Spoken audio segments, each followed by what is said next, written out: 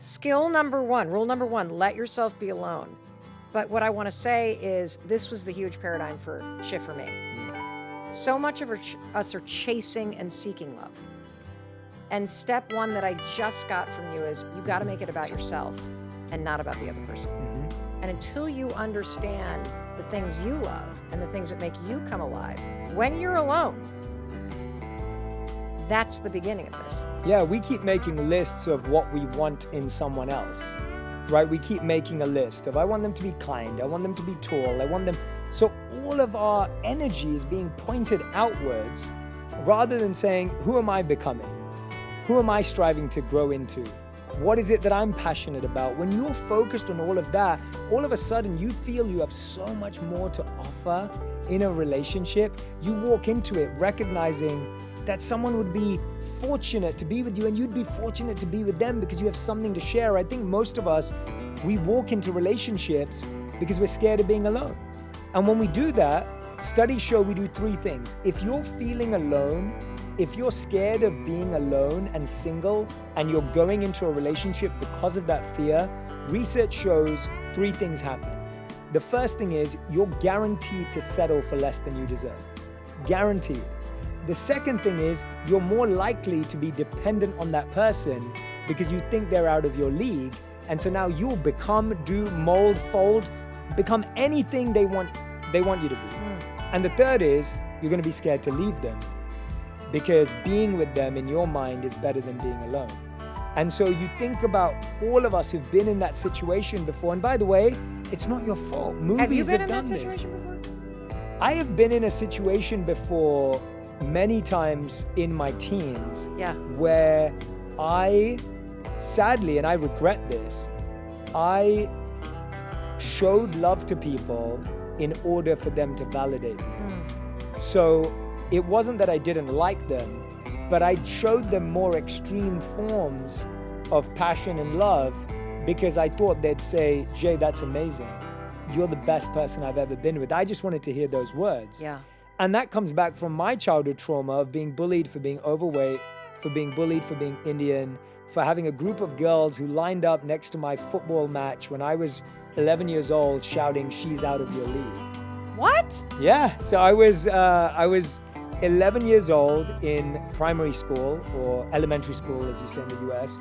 And there was one girl in school that everyone had a crush on, right? You're 11 years old. And there was one girl that every guy had a crush on. And all the guys knew and all the girls knew, but she didn't know we had a crush on her. And one day I came in late from, I think, a doctor's appointment or something like that. And everyone was laughing when I came in. And I didn't know what they were laughing about, so I sat down. And everyone was giggling at me and pointing at me. I was thinking, what's going on here? And then one of my friends slipped me a note. And the note, I opened it and it said, she knows. I was like, she knows what? I realized that all the guys and all the girls had told her that the only person in the class that had a crush on her was me. And I was considered one of the least desirable people in my class because of my weight and the color of my skin. And so for the rest of that week, all the girls bullied me, standing behind, literally we're playing football. When I say football, I mean soccer, but we're playing football and I was a goalkeeper because that was the only position I'd be allowed to play. And the girls lined up behind the goal and shouted out, she's out of your league. I can't believe you thought you could get her. I can't believe that you thought she could be with you. And I realized that that trauma, that experience transferred over to my teens, when now all I wanted was a girl to say, you're the best, you're amazing, you're incredible, because of that other statement I'd heard all those years before. You know, it's amazing how we have these experiences and it just blocks our ability to let love in because we don't believe that we're worth it. Yeah. That also, I'm realizing, impacted how you first showed up when you started dating your wife, Roddy. Yes. So can we talk about that? Yeah, Because, you know, absolutely. I know that you were in business school when you first heard a monk speak at the age of 18, and you felt the call to become a monk. And did you meet Roddy before you became a monk, or how did you guys meet? Yeah, so going back to that moment, and then I'll dive into that question, I feel like you spend your life seeking validation. Mm-hmm. You then don't get it in the way you wanted it. and then you finally decide you have to validate yourself. Yes. And that journey can be 10 years, 20 years, or even 50 years. And so the shorter we make that journey, the better it is. I met the monks when I was 18 years old, and I met Radhi just before, 6 months before I was about to go and become a monk. So my final year of university.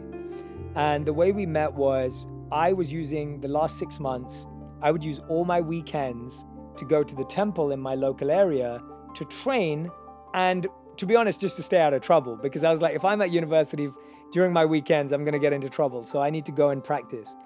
And I was asked to show a lady, came in one day, she was around my mom's age, and I was asked to show her around to do some services and some rituals at the temple. I've never been asked to do this before this day. I've never been asked to do it again. And at the end of it, she said to me, she said, I have a daughter that I'd love to introduce to you. I'd love for her to meet someone who's into spirituality and meditation. She's probably around your age. And I said, well, I'm so sorry. I'm going to go off and become a monk, but I'd introduce her to my sister. So that woman that I'd met happened to be Radhi's mom. And she brought Radhi in to meet me, and I introduced her to my sister. And I saw Radhi. I probably exchanged like 3 words with her. I thought she was stunning and attractive and beautiful, hence what I was saying about finding her attractive.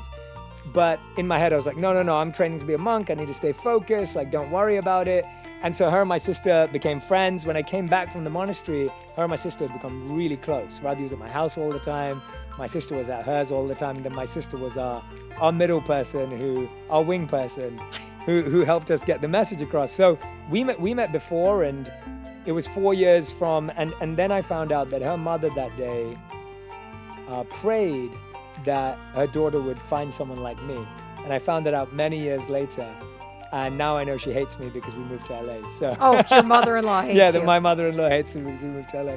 So you mentioned, though, that you've made mistakes Yeah. in love. And Yeah. I want to just connect that experience of being bullied as a kid and then feeling like if you just really get somebody to love you back, then you're going to feel worthy for how you showed up in the beginning with your now wife. Yeah, so I realized that I think another big thing for me was chasing the approval of a male figure. My dad was quite aloof when I was growing up, and I've always considered my dad to be more of a friend than a father. And even till this day, my dad's my friend. I can always talk to him, but it was my mom who taught me how to like shave my beard, and like that's why I have great grooming habits. Like I was going to say, is that why you take still care have of a my beard? skin. Did she not do Yeah. a good job with No, that? yeah, I'm just exactly. kidding. But my mom taught me how to take care of my skin. Like my mom was the one who was teaching me and guiding me through all the things that you'd think a dad would do. And what was really interesting about that is I think the monks became my first male role models. And I was looking for them to validate me. Now, the interesting thing when you're trying to get validated by monks is they don't validate you. They're just trying to teach you the truth. And so that's when I learned to validate myself during that time. And it was really powerful. But here's the interesting thing. We're conditioned so deeply. We've watched so many movies. We've listened to so many songs. We've seen so many cliches and examples of what love truly is that we snap back into those habits as soon as we're back. So as soon as I came back from the monastery and I started dating Radhi around 6 months later, I snapped back into all my old habits because that's how strong it is. So if anyone ever feels compelled and you keep thinking, I keep dating the same person again and again, I don't know what's wrong with me. Yes, Like, what is wrong with us, Jay? Well, that's the thing. It's that the conditioning of the gifts and gaps that our parents left become the map of how we look for love. So if our parents gave us gifts, we're looking for people who give us those same gifts. If your parents were present, if they turned up to your dance recital, if they turned up to your soccer game, you now are looking for someone who's forever present. Unlikely as an adult. That's not always going to happen. And if your parents left gaps, maybe they didn't believe in you. Maybe they criticized you. Maybe they compared you to a sibling or a family member or a cousin. Now you have that gap and you're hoping someone else is going to fill it.